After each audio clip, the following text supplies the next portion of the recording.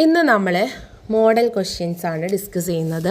Christmas എക്സാമിന് വരാവുന്ന മലയാളത്തിൽ 6ാം ക്ലാസ്സിലെ മലയാളത്തിന് ക്രിസ്മസ് എക്സാമിന് വരാൻ സാധ്യതയുള്ള ക്വസ്റ്റ്യൻസ് ആണ്.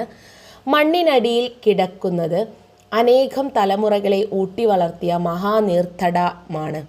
ഈ വാക്യം എന്തെല്ലാം ആശയങ്ങളാണ് നമുക്ക് നൽകുന്നത്? ആദിയിലെ ജനങ്ങൾക്കും മറ്റു ജീവജാലങ്ങൾക്കും ഭക്ഷണത്തിനുള്ള വക നൽകിയിരുന്നത് അവിടത്തെ തണ്ണീർത്തടങ്ങളായിരുന്നു. അതെല്ലാം ഇന്ന് മണ്ണിട്ട് നികത്തിയിരിക്കുന്നു എന്ന ആശയമാണ് ഇവിടെ ഉള്ളത്. അതോടൊപ്പം ആവാസ വ്യവസ്ഥ നശിച്ചുപോയി എന്ന ആശയവും ഇവിടെയുണ്ട്. നെക്സ്റ്റ് ക്വസ്റ്റ്യൻ, 10-14 ദിവസമായി കുഞ്ഞിമാത്തുമ്മ വ്യസനിക്കാനുണ്ടായ കാരണം എന്താണ്? ആദിയിലേക്ക് വേലിയേറ്റം വരുന്നില്ല എന്നതായിരുന്നു കുഞ്ഞിമാത്തുമ്മയുടെ വ്യസനത്തിന് കാരണം. നെക്സ്റ്റ്, ആ വരവില്ലെങ്കിൽ ജീവിതമില്ല, നെല്ലില്ല, മീനില്ല. എന്തിനെക്കുറിച്ചാണ് നോവലിസ്റ്റ് ഇവിടെ പറയുന്നത്? കായലിൽ നിന്നും വെളിയേറ്റ സമയത്ത് ഉപ്പുവെള്ളം ധാരാളമായി ആദിയിലേക്ക് ഒഴുകിയെത്തുന്നു.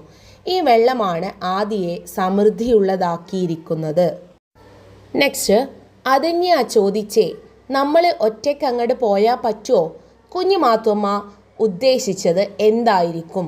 വേലിയേറ്റത്തിൽ കായൽ വെള്ളം കയറി വരാതെ തിരിച്ചു പോയിട്ട് എന്ത് പ്രയോജനമെന്നാണ് കുഞ്ഞിമാത്തുമ്മ ഉദ്ദേശിച്ചത്? അടുത്ത ചോദ്യം, മണ്ണിനടിയിൽ കുഴിച്ചു മൂടപ്പെട്ടത് ദേശത്തിന് മുഴുവൻ അന്നം തന്നിരുന്ന തണ്ണീർത്തടമാണ്. ആഴമേറിയ സ്നേഹത്തിൻ്റെ ഉടമ്പടിയിലായിരുന്നു അവരും ആ തടാകവും. അവർ മാത്രമല്ല, മീനുകളും തവളകളും ഞണ്ടുകളും കക്കകളും പക്ഷികളും ശലഭങ്ങളും ഇഴജന്തുക്കളും പുല്ലും ചെടിയും കണ്ടലുമൊക്കെ ആ ജല ഉടമ്പടിയിൽ ഒപ്പിട്ടവരാണ്. പ്രകൃതിയുടെ നിലനിൽപ്പിലാണ് മനുഷ്യരുടെയും മറ്റു ജീവജാലങ്ങളുടെയും നിലനിൽപ്പ്. എന്നാൽ പ്രകൃതിയെ നശിപ്പിക്കുന്നതിലാണ് മനുഷ്യരുടെ ശ്രദ്ധ. പ്രകൃതിയെ നശിപ്പിക്കുന്നവരായല്ല, സംരക്ഷിക്കുന്നവരായി വേണം നാം മാറാൻ. പ്രകൃതി സംരക്ഷണത്തിൻ്റെ പ്രാധാന്യം എന്ന വിഷയത്തെക്കുറിച്ച് ഒരു പ്രസംഗം തയ്യാറാക്കാനാണ് നിങ്ങളോട് പറഞ്ഞിട്ടുള്ളത്. മാന്യ സദസ്സിന് നമസ്കാരം. മനുഷ്യർക്കും മറ്റ് ജീവജാലങ്ങൾക്കും ആവശ്യമായതെല്ലാം നൽകുന്നത് പ്രകൃതിയാണ്. വായു, ജലം, ഭക്ഷണം, വസ്ത്രം, പാർപ്പിടം എന്നിവയെല്ലാം പ്രകൃതിയുടെ വരദാനങ്ങളാണ്. മാനവിക മൂല്യങ്ങളായ ദയ, സ്നേഹം, കരുണ, കരുതൽ, പരമോപകാരം തുടങ്ങിയവയെല്ലാം നാം പഠിക്കുന്നതും പ്രകൃതിയിൽ നിന്നു തന്നെ. അതുകൊണ്ട് തന്നെ ഈ പ്രകൃതിയെ സ്നേഹിക്കേണ്ടതും പരിപാലിക്കേണ്ടതും നമ്മുടെ കടമയാണ്. പക്ഷേ ഇന്ന് മനുഷ്യർ പ്രകൃതിയിൽ നിന്നും വളരെയേറെ അകന്നു പോയിരിക്കുന്നു.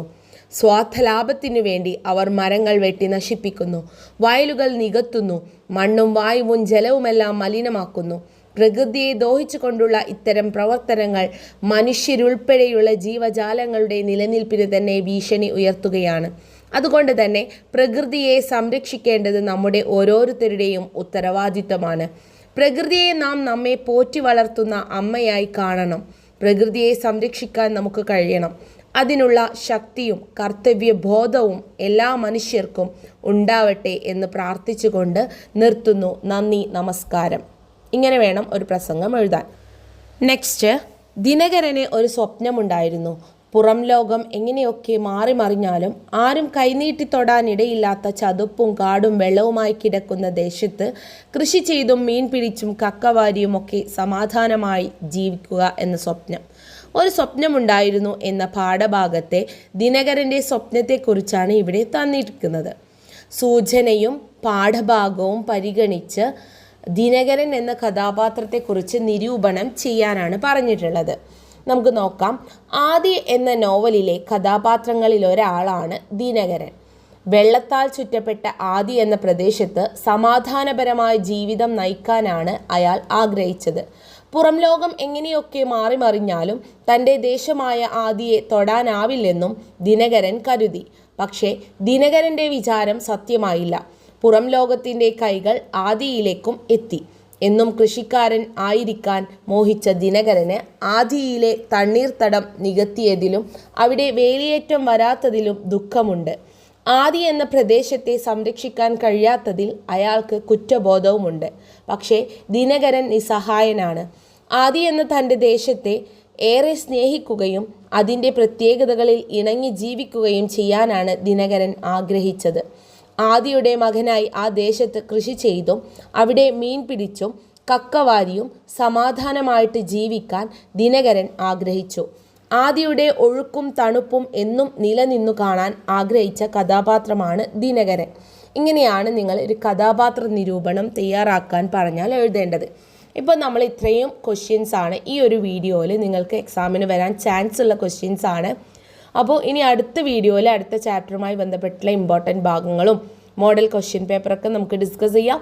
എല്ലാവരും നന്നായിട്ട് പഠിക്കുക. പരീക്ഷ ഇങ്ങോട്ട് അടുത്തിരിക്കുകയാണ്. നന്നായിട്ട് പഠിക്കുക കേട്ടോ. എല്ലാവർക്കും എല്ലാവിധ ആശംസകളും. All the very best. Video ലൈക്കും ഷെയറും കമൻറ്റും സബ്സ്ക്രൈബും ചെയ്യാൻ മറക്കരുതേ.